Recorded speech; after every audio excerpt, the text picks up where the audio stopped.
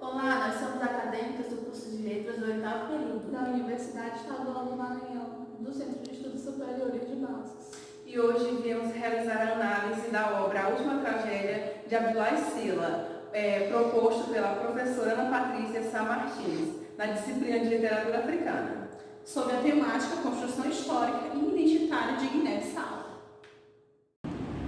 Oi pessoal, me chamo Cássia Marchiani e a partir desse momento estaremos adentrando no contexto histórico-literário da obra A Última Tragédia. E como se sabe, Guiné-Bissau é um país luso-africano que foi dominado pela colônia portuguesa desde o século XVI e a partir do século XIX tentou buscar pela sua independência. E a Guerra de Independência na Guiné-Bissau começou em 23 de janeiro de 1963, com o início de ações guerrilheiras. E em 1973, na data de 24 de setembro, foi feita a proclamação da independência da então colônia Guiné-Bissau, que passou a ser república. E dessa forma, cabe salientar também que Guiné-Bissau tem um histórico de instabilidade política desde a sua independência. E nenhum presidente eleito conseguiu completar com sucesso o mandato completo de 5 anos. Dessa forma também é importante dizer que apenas 27,1% da população fala português, que é tida como a primeira ou segunda língua oficial que foi estabelecida durante o período colonial. E dessa forma também é importante dizer que a maioria da população fala uma língua crioula que é baseada no português, enquanto o restante dos habitantes falam uma variedade de línguas africanas nativas. E com essa presença colonial no território guineense, não teve como prioridade a criação de sistema de educação escolar. E cabe salientar ainda que antes disso, as únicas obras que eram produzidas pelos portugueses que viviam até então na colônia. E dessa forma, é importante dizer que com o surgimento dessa literatura africana de cunho guineense, foi importante para o desenvolvimento tanto do povo guineense, que tem sua história retratada nas obras de Abdullah Sila ou tanto de outros autores, para mostrar como esse povo conseguiu despertar e buscar pela sua própria identidade.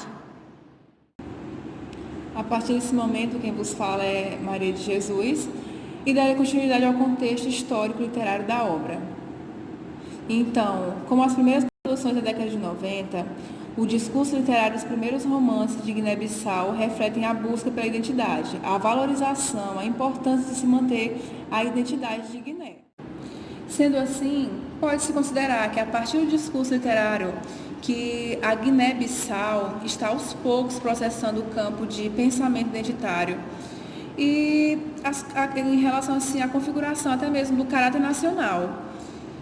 Mas assim, atualmente, os escritores, eles estão se distanciando da ideia de hegemonia, de restritividade, de autoritarismo, quando se trata da interpretação da nação guineense como aparato do poder ideológico do Estado.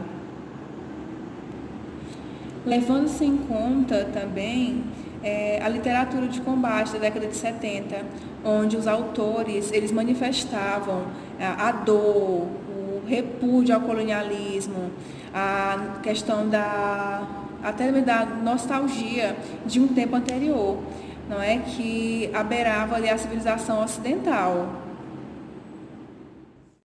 Agora, falando um pouco da biografia de Abdullah Sila, nós temos, ele nasceu em Catió, que fica localizado em Guiné-Bissau, no dia 1º de abril de 1958. Vale ressaltar que Abdullah Sila ele é considerado uma das vozes mais destacadas da literatura guineense, contemporânea e iniciador também de uma corrente ficcional original, sendo autor do que é considerado o primeiro romance guineense, titulado como Eterna Paixão.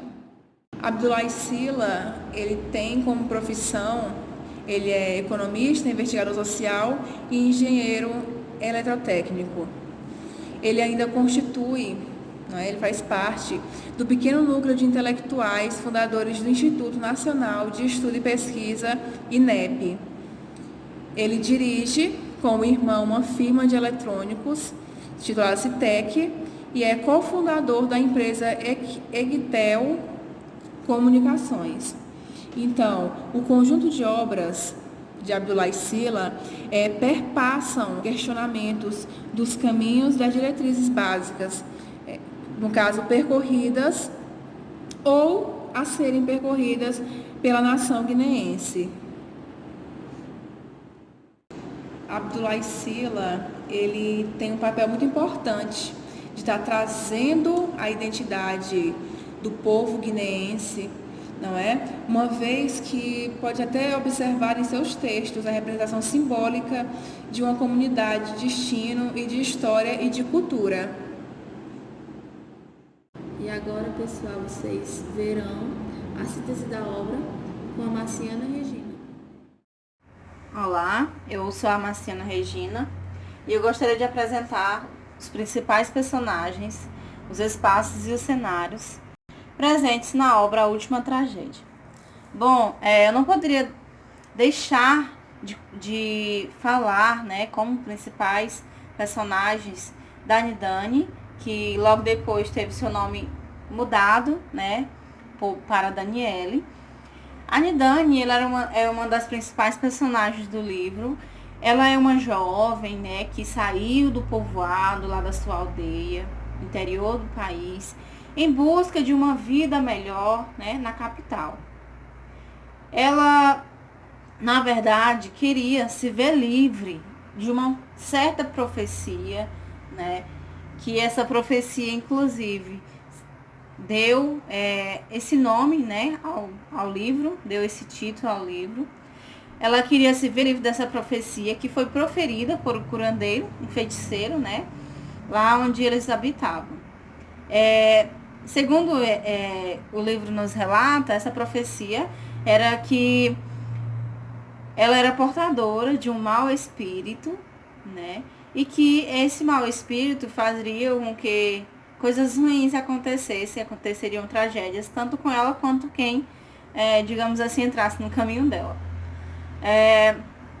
Logo à frente, eu não vou me estender muito em relação aos personagens. Logo à frente tem o professor. O professor, ele é também um dos personagens muito importantes na obra. Ele é um jovem que ele representa o negro assimilado, Ele foi educado por brancos e fazia ali parte de um dos primeiros grupos formados pela escola da Dona Linda. Mais à frente, nós iremos ter também como personagem principal da obra o Reglo Bissum Nanki. Esse Reglo, o que é Reglo? Ele é o líder tradicional, africano. Ele é um personagem que sobreviveu à colonização, O Reglo, ele era também um pensador. No livro, inclusive, tem várias citações dele, como que ele era meio que um poeta, onde ele relatava algumas críticas, As suas escritas, a gente via algumas críticas. Eu falo escrita assim, que ele, na verdade, não era bem escrito, ele não sabia escrever. Inclusive, ele pediu uma certa vez para o professor escrever para ele algumas coisas, escreveu uma carta.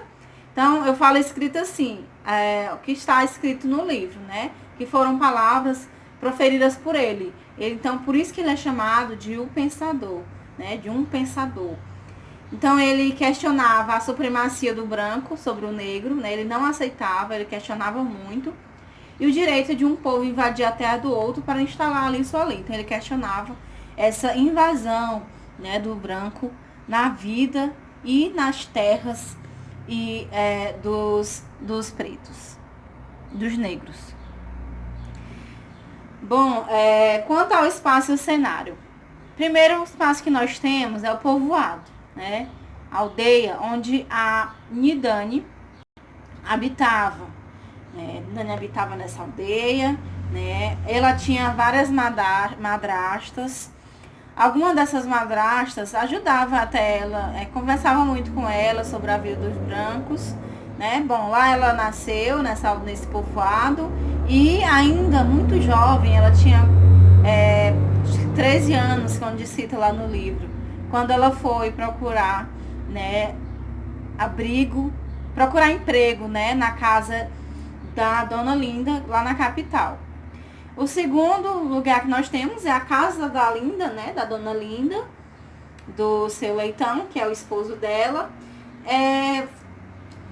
Ela chegou um certo dia, Dona Linda estava lá, né, molhando as suas plantas, e ela perguntou, senhora quer criado? Ela ficou, na verdade, ensaiando várias vezes essa frase. Infelizmente, quando ela falou para a Branca, né, para Dona Linda simplesmente fingiu que não estava ouvindo. Então, vemos aí um cenário de desprezo, né, de insignificância, como se o negro fosse simplesmente um qualquer, não fosse humano, né, porque continuando, foi então, né, que seu Leitão chegou e convenceu, digamos assim, a esposa a contratar, né, a Nidane para trabalhar lá na casa dela, para ser a escrava deles, né.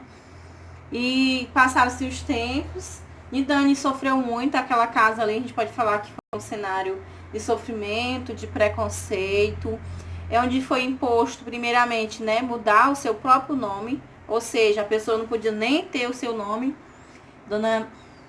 Dona Linda era uma pessoa muito grossa, né? Ela batia na Nidane, que depois se tornou Daniele, né? Que ela mesma mudou o nome da jovem. Depois, Dona Linda, ela ficou sem os filhos, porque eles foram estudar fora. E Dona Linda começou a passar a tratar bem, né? A Daniele, querendo convertê-la, né? Porque ela acreditava que o papel dela ali era catequizar, digamos assim, a Nidane. Passaram-se os tempos, a Nidane sofreu violências sexuais pelo próprio patrão, né? Depois nós temos a Casa do Régulo, como um dos espaços muito bem falado na obra. Casa do Régulo era a casa onde Nidane foi morar. Mais uma vez a Nidane casou contra sua vontade, né? Mais uma vez os valores são desrespeitados, preconceito, onde as mulheres eram tomadas como esposas sem nenhum consentimento, né? Mais uma violência retratada no livro, denunciada, né? O Régulo, ele tinha um sonho de ter uma casa, né, grande, igual a do Branco. Então ele teve essa casa e disse que não podia morar lá só. Então ele escolheu a Nidane para ser a esposa. Nidane vivia momentos tristes naquela casa, até chegar o momento, né, que o Régulo não habitou mais naquela casa e o professor começou, né, visitá-la. Primeiramente, dizendo ele que era para saber, né, do Régulo. E aí eles se apaixonaram, né? E daí que a gente vai pro quarto espaço, que é a cadeia. A cadeia é onde o professor foi parar, porque ele brigou lá no campo de futebol com um dos chefes dele, né? E durante aquela briga ali ele teve todo um flashback e lembrou que aquele chefe era o mesmo chefe que batia no pai dele e acabou, né? Praticamente, na verdade, ele só bateu nele, o chefe morreu de outra coisa, né? Mas aí a culpa recaiu sobre ele porque ele era negro. Então ele levou a culpa da morte do chefe e acabou indo pra cadeia, né? Então a Nidane sofreu muito para poder vê-lo, mas com a ajuda de um médico, né? Ela conseguiu ainda ver ele e eles tiveram um encontro de poucos minutos. Nesse encontro eles se abraçaram, né? Eles nem conseguiram falar nada, só se abraçaram ali. Logo depois ele foi transportado, né, de navio, e a Nidânia perderam ali quase praticamente todas as esperanças de encontrar novamente seu amado. Então nós temos aí o quinto espaço, né, que é o mar, cenário de muito sofrimento, mas ao mesmo tempo um cenário de alívio, né, porque toda a data, né, sempre que estava aquela data em que ele tinha ido, né, em que tinham levado ele, a Nidânia ia para a beira do mar e ela tinha ali aquele encontro com ele, só nos pensamentos delas, né? Na verdade, se fosse feita uma análise psicológica, se diria que aquilo ali era, talvez, quem sabe, já a parte de uma loucura, né? Por parte do sofrimento que ela estava passando. Ela então conseguia ver ele, né? Ela contava para ele ali todo o sofrimento, aliás, como estavam os filhos, falava da saudade que ela sentia, mas ela não perdia a esperança não, ela tinha esperança ainda de encontrá-lo, de poder, né, abraçá-lo, que um dia ele poderia retornar para os braços delas. Mas ali também temos no mar, certo dia ela não conseguiu mais vê-lo como ela via, né, na sua imagem, na sua imaginação, então ela acaba se afogando, né, nas águas do mar. Olá, eu me chamo Ingrid e eu irei agora abordar um pouco sobre a temática da obra A Última Tragédia, de Abdullah Sila. Então, o autor, ele busca mostrar um panorama do convívio entre os africanos e os europeus em Guiné-Bissau, na época da colonização. E para isso, ele vai narrar a história sobre a perspectiva de 3 personagens, que são a Indane, o Bissunanki, que é o Régulo, e o professor.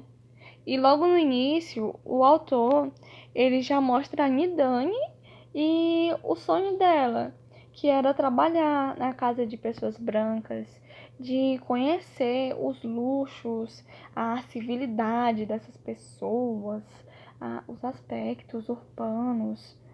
E enquanto isso, né, ele também mostra um pouco sobre a sua patroa, que é a Dona Linda.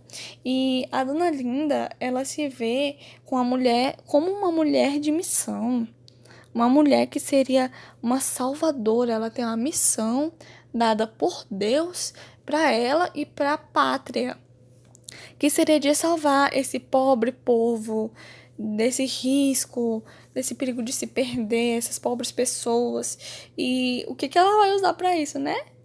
Vai ser através da fé cristã de Portugal e do Deus de Portugal. Então, essa proximidade que o autor mostra entre os colonizadores e os colonizados, ela traz como consequência uma assimilação cultural da cultura europeia.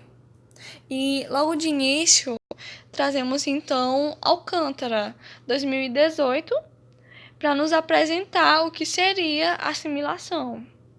Então, sabe-se que a assimilação étnica é reconhecida a partir da aquisição e interiorização de costumes e hábitos de uma cultura diferente, a qual determinado indivíduo pertence.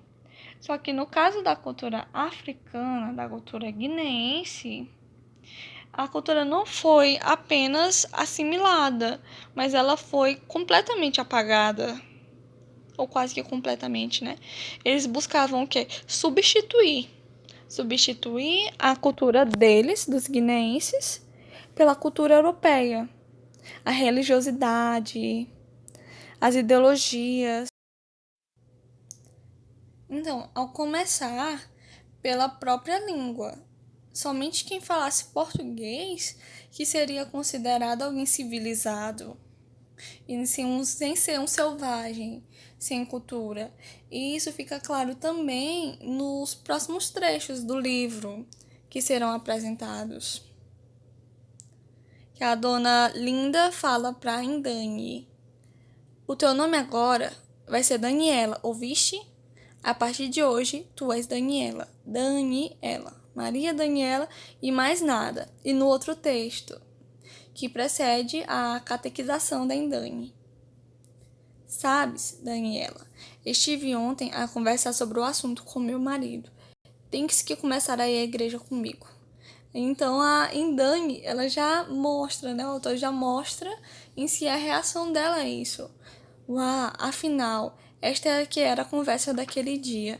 Mas a igreja era coisa de branco. O Deus deles é que estava lá dentro. Lembrou-se de um dia ter dado uma espreitada para o interior da igreja, que fica no centro da praça. As figuras que viu no sítio, onde disseram ser o lugar do padre, eram todas figuras de branco.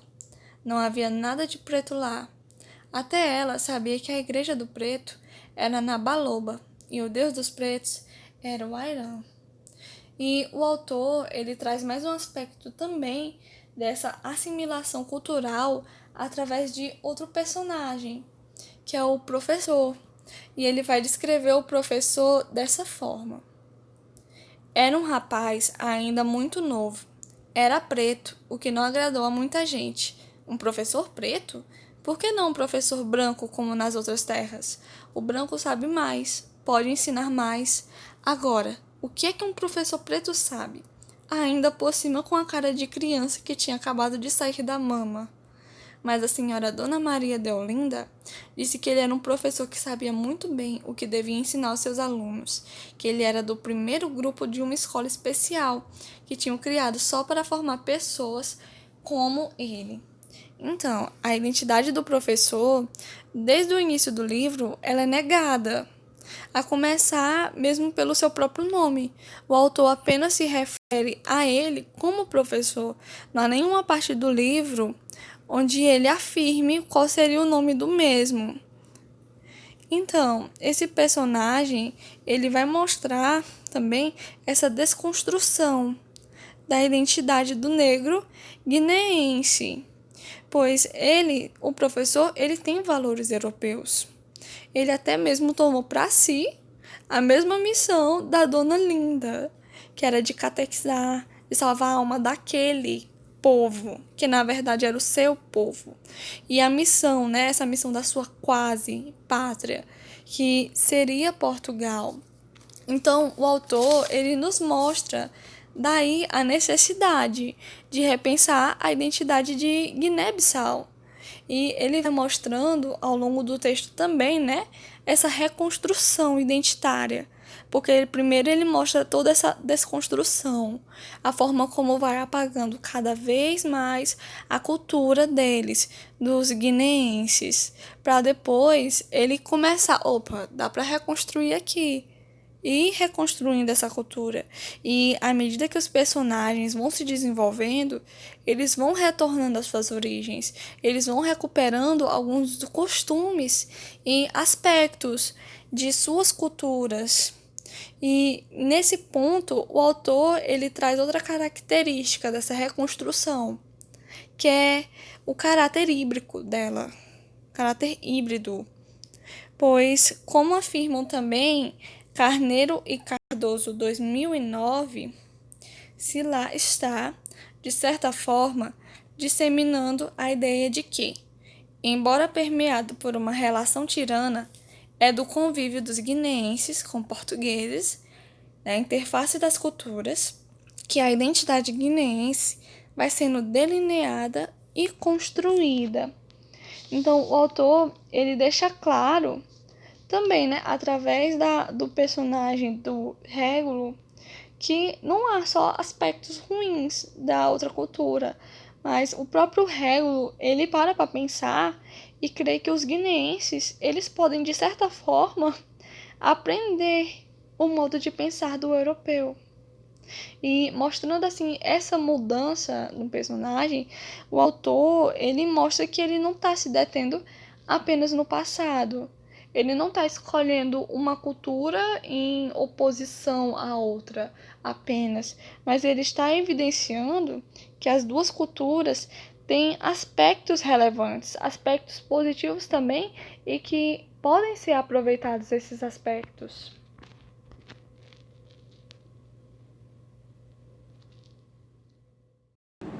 E com isso, pessoal, podemos considerar que a última tragédia de Abdullah e Sila propõe uma releitura do período colonial de seu país, já que expressa uma forte busca pela liberdade da nação, afirmando